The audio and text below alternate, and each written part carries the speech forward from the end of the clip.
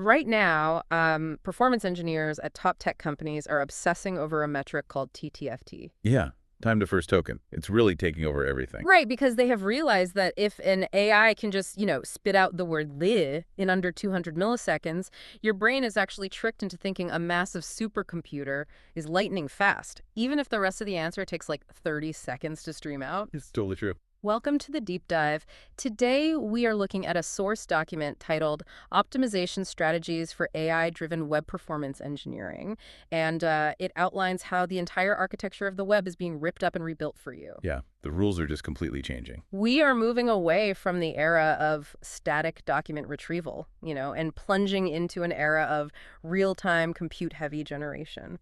Okay, let's unpack this, because this whole shift to AI-generated dynamic interfaces is introducing, well, a ton of latency that traditional web engineering just wasn't built for. It really wasn't. I mean, the transition from fetching files to generating reasoning is basically breaking traditional web engineering. Right. For the last decade, developers focused heavily on core web vitals. If you are building a modern web app, you're deeply familiar with metrics like first contentful paint and largest contentful paint. FCP and LCP, yeah. Exactly. You optimize your JavaScript bundles, you compress your images, and you use content delivery networks to get static DOM elements onto the user's screen in milliseconds. Just to make it feel snappy. Right. But generative AI renders those old metrics practically obsolete. Because, FCP measures when the first pixel hits the screen, which is useless when the actual value of the page, like the AI's answer, is still being calculated in a GPU cluster 3,000 miles away. Precisely. When an AI generates a response, it doesn't build a complete HTML page and then send it to you all at once. Right. It doesn't work like a standard website. No, it predicts text sequentially, token by token, Huh. and it streams it over a persistent connection, like server-send events or WebSockets. You cannot measure a dynamic stream with a static yardstick. Which means we need new rulers, essentially. Exactly. That requires an entirely new set of performance metrics, primarily TTFT and TPOT, time per output token. Right, okay. So, time to first token is that agonizing gap between hitting enter on your prompt and seeing the very first syllable appear. And then TPOT is the speed at which the subsequent tokens actually render on the screen. That's right. I always look at TTFT like the psychology of sitting down at a busy restaurant. You sit down, and a waiter immediately drops off a glass of water and a menu. That glass of water is your time to first token. That's a really good way to put it. Right. The actual meal, which is your TPOT, might take 20 minutes to arrive, but because you got that water instantly, your perceived responsiveness of the restaurant is really high. You feel served. What's fascinating here is how much of this is just a massive psychological hack. Totally. If that first token hits the screen in a fraction of a second, the user inherently believes the application is highly responsive. Even if it's struggling in the background. Right. But if they stare at a blinking cursor for, like, 4 seconds, they assume the backend crashed. So backend engineers are deploying these incredibly aggressive strategies just to get that glass of water to the table. What kind of strategies? Well, they're utilizing connection pooling, optimizing ingress controllers to route traffic more efficiently, and this is a big one, keeping inference endpoints constantly warm in serverless environments. Wow, wait, so they are basically burning compute just to keep the model idling, solely to eliminate cold start latency when a user finally submits a prompt. Yep. The physical infrastructure required to support that is immense. But, even when you successfully optimize for that initial response, you run straight into the physics problem of TPOT. The actual meal taking 20 minutes to cook. Exactly. If a user asks a really complex question, the model might need to generate 2,000 tokens. If the user is in London and the data center is in Virginia. Oh, wow. Yeah, that is 2,000 sequential operations that each rely on network availability, literally competing with the physical speed of light across fiber optic cables. Which introduces serious network latency and degrades the stream. So, the logical engineering workaround is to just eliminate the commute entirely, right? If the data center is too far away, move the model out of the data center and put it on the edge.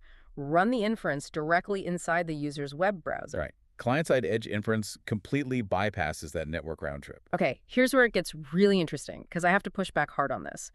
Running an LLM locally sounds great in theory, but in reality, you are talking about pushing a massive AI model onto, like, a MacBook Air or a smartphone. It sounds impossible, I know. Right, because traditional web apps are already bloated.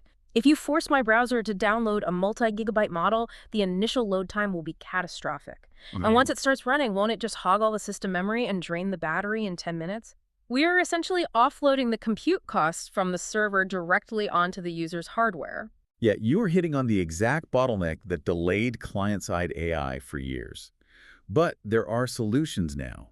First, regarding the download size, engineers are not sending 70 billion parameter models to browsers. Okay, that's a relief. They use something called aggressive quantization. They take these massive models and compress their weights from, say, 16-bit or 32-bit floating points down to 4-bit or even 2-bit integers. Wow, that's a massive reduction. It really is. It drastically shrinks the file size and the memory footprint, making the model small enough to actually cache in the browser locally. But smaller doesn't necessarily mean easier to run, Mm. right? Traditional web languages like JavaScript are interpreted at runtime. The V8 engine inside Chrome is incredible, but if you ask it to just JIT compile and execute millions of complex matrix multiplications for a neural network, it will choke. The browser will freeze. It absolutely would. Yeah. And the workaround there is WebAssembly or WebAssembly paired with new APIs like WebGPU. Oh, Yeah, WASM fundamentally changes how browsers execute code. Instead of sending JavaScript text that the browser has to parse, interpret, and compile on the fly, developers compile their heavy-duty C++ or Rust code into a binary format before it ever even hits the web. so WASM basically gives the web browser a precompiled low-level binary that it can read almost instantaneously, bypassing the JavaScript interpreter entirely. Yes, it allows the code to execute at near-native speeds. When you combine WASM with frameworks like OnNX Runtime Web, it creates a direct bridge to the device's underlying hardware. So it's talking straight to the metal. Exactly. Suddenly, the browser isn't trying to do heavy math in an isolated software sandbox.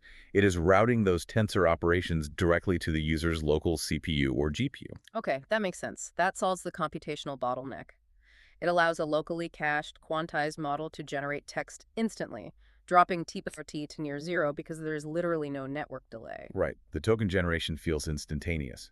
But bringing the model to the browser creates a new architectural challenge. There's always a catch. Always. A heavily quantized 4-bit model running locally just doesn't have the internal parameter count to memorize vast amounts of world knowledge. It might be great at reasoning, but it will hallucinate facts. Right. It has the logic engine, but not the encyclopedia. Beautifully put. Thanks. So to get accurate answers about a specific company database or real-time news, the application has to rely on retrieval augmented generation, Marley. But obviously, Marley introduces massive latency Oh, absolutely. because you are injecting a database query, document retrieval, and context injection into the pipeline before the AI even begins its reasoning process. It threatens to completely destroy the TTFT we just worked so hard to optimize. Yeah, and the latency comes from how the model processes text. The foundational architecture of modern LLMs relies on an attention mechanism, and the computational cost of that attention mechanism scales quadratically. Quadratically. Yes, so if you double the amount of text in the model's context window, you don't double the processing time, you quadruple it. Oh, wow. O of n squared complexity. Yes, exactly. So if a user asks a question about a dense 500-page manual, and your RG system blindly dumps the entire manual into the context window, the server's compute load skyrockets. Right. The model has to calculate the relationship between every single token in those 500 pages before it can output a single word. Your TTFT goes from milliseconds to tens of seconds. Which defeats the whole purpose. This Yeah. is where the source document focuses heavily on aggressive chunking and vector indexing, right? Yes, exactly. And if RG is like giving the AI an open book test, is chunking basically just putting sticky note tabs all over the textbook so the AI can flip right to the answer instead of reading the whole book every time. If we connect this to the bigger picture, that analogy is spot on. But instead of thinking of chunking as just slapping sticky notes on a textbook, it operates much more like a highly advanced database index. Okay, how so? It relies on vector embeddings. During the ingestion phase, so long before the user ever asks a question, the engineering team slices the 500-page manual into microscopic chunks, maybe just a few sentences per chunk. Very granular. Yes. They pass each chunk through an embedding model, which translates the semantic meaning of that text into a high-dimensional mathematical vector. They turn the concepts into coordinates on a map. Precisely. Then they store all those coordinates in a dedicated vector database. When the user finally submits a prompt, The system doesn't search the text for keywords. It searches for the coordinates. It converts the user's prompt into a vector as well, and performs a nearest neighbor search. It uses algorithms to instantly calculate cosine similarity and find the 3 or 4 chunks of text that mathematically align with the user's question. So instead of forcing the LLM to read 500 pages, the RGOG pipeline hands the LLM a highly targeted, pre-filtered context window containing only the 2 most relevant paragraphs. Yes, and you preserve the TTFT because the context window remains incredibly small, keeping the quadratic compute costs very low. That's brilliant. And simultaneously, you drastically reduce hallucinations. Yeah. When you give an LLM a massive context window, it suffers from lost in the middle syndrome. Right, it forgets the information buried in the center of the text. Exactly. By restricting the context to only the highest scoring vector matches, you force the model to base its reasoning on a highly constrained, highly accurate set of facts. It is a phenomenal engineering trade-off. You shrink the payload to maximize the processing speed, which, inadvertently maximizes the accuracy of the output. It fundamentally changes the architecture. But step back for a second and look at the fragility of what we've just built. It sounds like a house of cards. It really is. We have quantized models caching in browsers, WebAssembly executing binary code on local GPUs, connection pools keeping serverless endpoints warm, and vector databases performing multi-dimensional nearest neighbor searches. All happening at once. All firing in fractions of a second just to stream a simple TOEIC response. Which means a human operations team cannot monitor that pipeline.